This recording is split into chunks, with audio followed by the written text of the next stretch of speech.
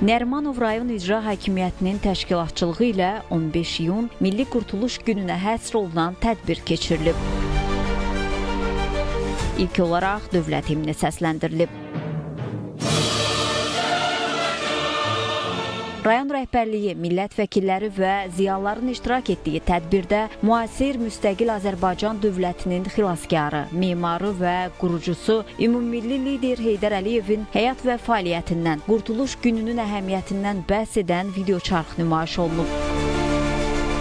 Tədbiri giriş nitqi ilə Nərimanov rayon icra başçısı Elgin Həbubullayev açıb. O, 15 iyun tarixinin Azərbaycan xalqı üçün böyük əhəmiyyətə malik olduğunu vurğulayıb.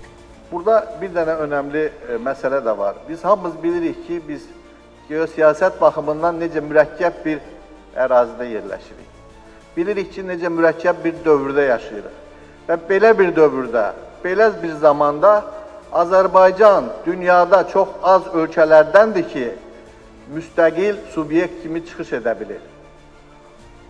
Bu, möhtərəm cənab prezidentin pragmatik, transformativ siyasətinin nəticəsidir.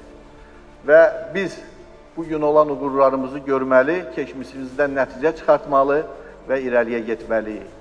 Tədbirdə çıxış edən əməkdar elm xadimi Professor Şahlar Əsgərov bildirib ki, Ulu Öndər Heydər Əliyev 1993-cü il iyun ayının 9-da Bakıya qayıdarkən ölkədə gərginlik, siyasi, hərbi qarşıdurma son həddə çatmışdı. Bu ağır günlərdə xalqın güvənc yeri Ulu Öndər Heydər Əliyev oldu. Hələ Heydər Əliyev Azərbaycana böyük torpağa gəlməmişdən qabaq Naxçıvanda olanda 91-lərin məktubuna cavab yazdı. Həmin cavabda belə bir cümlə işlətmişdi.